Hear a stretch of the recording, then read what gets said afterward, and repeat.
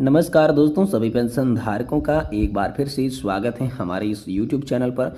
दोस्तों, EPS 95 pension धारकों के लिए इस वक्त की बहुत ही बड़ी और इम्पोर्टेंट खबरें निकल कर सामने आ रही है, जिसमें दोस्तों 78 लाख EPS पेंशन भोगियों को मिल सकती है सेंट्रल बोर्ड ऑफ ट्रस्टीज की बैठक में बड़ी सौगात।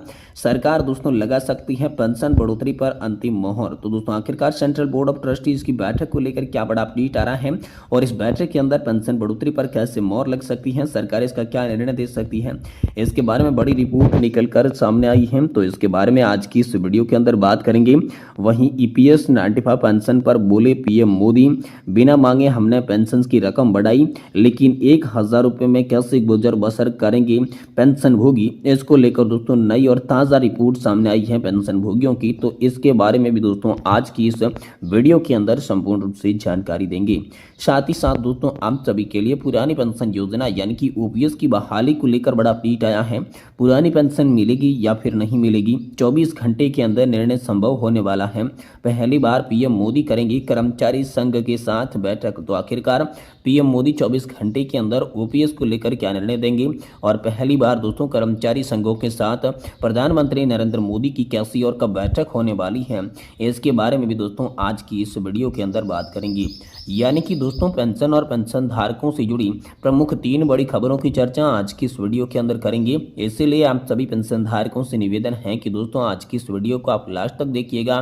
साथ ही अगर हमारे चैनल पर पहली बार विजिट कर रही हैं तो दोस्तों हमारे चैनल को भी सब्सक्राइब जरूर कर लीजिएगा। तो चलिए दोस्तों बिना किसी देरी के आज की इस वीडियो के अंदर पेंशन धारकों से जुड़ी तमाम बड़ी खबरों की जानकारी का सिलसिला शुरू करते हैं और आप सभी को हर खबर सही सटीक और तथ्यों पर आधारित देते हैं। इसलिए निवेदन रहेगा कि वीडियो आप लास्ट तक जरूर देखिएगा। तो चलिए सबसे पहले बड़ी खबर की ओर चलते हैं।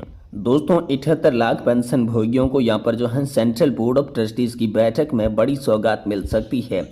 इसको लेकर ताज़ा रिपोर्ट सामने आई है। सरकार दोस्तों पेंशन बढ़ोतरी पर राजी हो सकती है। तो दोस्तों आखिरकार क्या माजरा है, तो दोस्तों आप सभी लोग जानते होंगे कि यहाँ पर जो है हाल ही में कर्मचारी भविष्य निधि संगठन ने एक बड़ा ऐलान किया है, जिसमें कहा है कि उनकी बैठक जो है आगामी 6 तारीख को होने वाली है। जी हाँ दोस्तों, 6 तारीख को कर्मचारी भविष्य निधि संगठन की एक महत्वपूर्ण बैठक होने वाली है और इसी बैठक के अंदर पेंशन से जुड़े तमाम मुद्दों को लेकर यहाँ पर चर्चा की जाएगी। साथ ही साथ दोस्तों यहाँ पर सेंट्रल बोर्ड ऑफ ट्रस्टीज यानी कि दोस्तों केंद्रीय न्यासी बोर्ड की बैठक को लेकर भी फैसला होगा।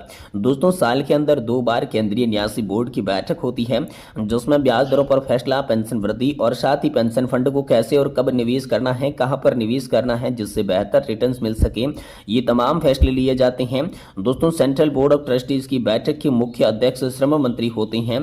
तो दोस्तों यहाँ पर आप सभी के लिए CBT की बैठक के अंदर सरकार जो है ब्याज दरों पर फैसला कर सकती है और पेंशन बढ़ोतरी को मंजूरी दे सकती है, क्योंकि कर्मचारी भविष्य निधि संगठन की बैठक के अंदर किस प्रकार से पेंशन बढ़ानी है, कितनी पेंशन बढ़ानी है, इसकी रूपरेखा तैयार कर ली जाएगी। तमाम जो बातचीत और चर्चाएं हैं वो दोस्तों यहाँ पर EPFO की बैठक के अंदर हो जाएगी और इसके बाद सेंट्रल बोर्ड ऑफ ट्रस्टीज की बैठक का यहाँ पर जो है आप सभी के लिए ऐलान होगा और उसी ऐलान के बाद सेंट्रल बोर्ड ऑफ ट्रस्टीज की बैठक के अंदर पेंशन धारकों की पेंशन बढ़ोतरी के मुद्दे पर बड़ा यहाँ पर जो है खुशखबरी या फिर बड़ी सौगात जारी कर सकती है केंद्र सरकार पेंशन बढ़ोतरी को लेकर राजी हो सकती है, क्योंकि आगामी आने वाले समय के अंदर कुछ राज्यों के अंदर विधानसभा चुनाव है और इसी को देखते हुए केंद्र सरकार बड़ी फैसले लेने जा रही है।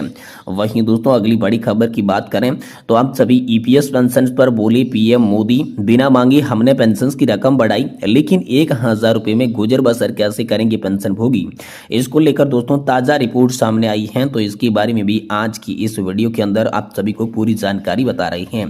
दोस्तों प्रधानमंत्री मोदी ने 2014 में EPS पेंशन धारकों की न्यूनतम पेंशन 1000 रुपये की थी, लेकिन ये अपर्याप्त है। पेंशन धारक उचित पेंशन वृद्धि की मांग कर रहे हैं, क्योंकि मौजूद राशि में जीवन यापन मुश्किल है।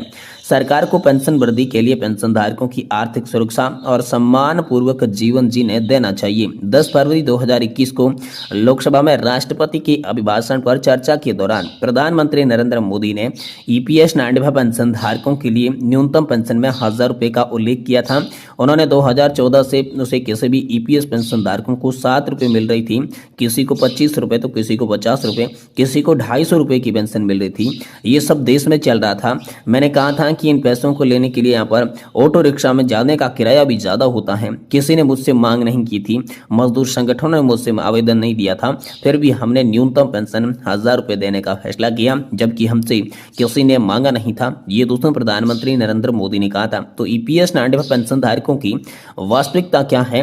प्रधानमंत्री जी ने अपने कृपा करके पेंशन की न्यूनतम राशि को 1000 रुपये किया, लेकिन ये बताना भूल गए कि इस छोटी सी राशि में वृद्धि पेंशन धारकों से कैसा गुजारा होता। तो असली साल में यहाँ पर 80 साल के बाद एक पेंशनर्स की व्यथा क्या है, चलिए मैं आपको सुनाता हूँ।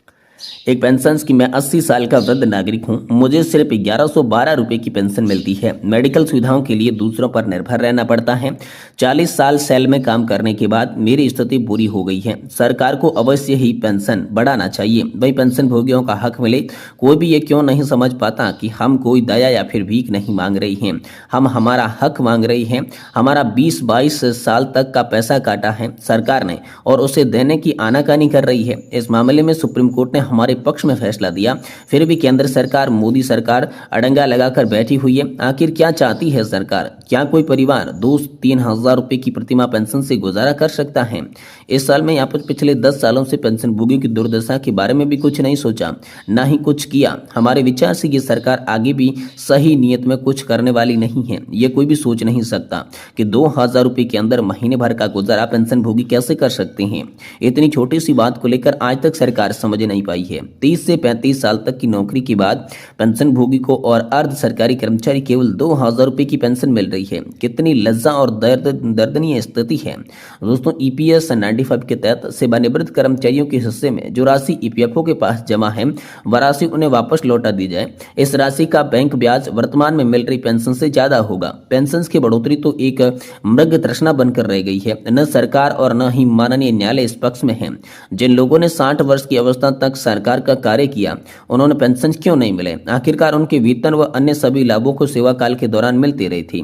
ये पेंशन तो उन लोगों के लिए है जो केवल सेवा भाव से केवल 5 साल सेवा हेतु आती हैं। अगर फिर भी 5 साल का मौका मिला तो अगर अलग से भी अतिरिक्त पेंशन देगी। इसलिए उन सेवादारों के लिए पैसा बचा कर रखना अति आवश्यक है, क्योंकि अगर सेवादार नाराज हो गए तो देश की नागरिकों की सेवा कौन करेगा? अतः जो छोटी सी राशि कर्मचारियों के नाम से ईपीएफओ के पास जमा होती है वह दिलवाकर वृद्ध कर्मचारियों के साथ न्याय करें। दोस्तों माननीय प्रधानमंत्री जी, आप सब सरकारी पेंशन का अच्छा ध्यान दे रही हैं, कभी भी ईपीएस पेंशन वृद्धि के बारे में कुछ भी जानकारी नहीं दे रही हैं। सरकारी कर्मचारियों के लिए सम्मान इन वृद्ध लोगों की अपने जीवन में देश की सेवा की है, फिर भी ईपीएफओ द्वारा चलाई गई इस योजना के साथ सौतेला व्यवहार क्यों कर रही है? जब मोदी जी ईपीएस 95 के लोगों को मिल रहे हैं तो उसमें कहा था कि एक बड़ा काम नहीं है। 3 साल हो गई हैं, ये पेंशनर्स अभी भी आशा भरी निगाहों से उनकी तरफ देख रही हैं। कृपया करें, बुजुर्गों का आशीर्वाद भी लें ताकि जो जीवन में कुछ साल बचे हैं स्वाभिमान से जी सकें। आप ही बताइए, आज इतनी महंगाई में 1000 से 2000 2500 रुपये यहाँ पर परिवार चल सकता है, जबकि एक गैस सिलेंडर की 1000 रुपये की कीमत यहाँ पर लगती है। दोस्तों श्रम मंत्री का भी इसको लेकर एक जवाब आया। हर बार श्रम मंत्री एक ही जवाब देते हैं कि महंगाई नहीं है, स्वविच्छोपित योजना है, तो ईपीएफओ की स्थिति कब ठीक होगी? जबकि पेंशन कोष में पैसा तो भरपूर है। क्यों इन वृद्ध पेंशनधारकों को ये योजना सरकार ने थोपी? आज तक जितनी भी हाई मॉनिटरिंग कमेटी और कोश्यारी समिति का गठन हुआ उसे आज तक धरातल पर नहीं उतारा गया। इससे साफ है कि सरकार सौतेला व्यवहार कर रही है। अपने कर्मचारियों को बराबर पेंशन डीए दे रही है तो इन्हें आखिर क्यों नहीं दे रही है? सरकार शीघ्र ही पेंशन वृद्धि करें, ऐसी मांग की गई। प्रधानमंत्री जी, आपने 2014 में न्यूनतम पेंशन 1000 रुपये करके एक कदम जरूर उठाया, लेकिन यह अपर्याप्त है। पेंशनधारकों की वर्तमान स्थिति को देखते हुए उनकी पेंशन में उचित वृद्धि की जानी चाहिए ताकि वे अपनी वृद्धावस्था में सम्मान पूर्वक जीवन व्यतीत कर सके। ये उनका हक है, भीख नहीं है। सरकार को इन पेंशनधारकों की आवाज सुननी चाहिए और तुरंत प्रभाव से उनकी पेंशन का सुधार करना चाहिए। ये तमाम जो बातें हैं दोस्तों आप सभी की ईपीएस पेंशन योजना को लेकर हाल फिलहाल में निकल कर सामने आ रही है।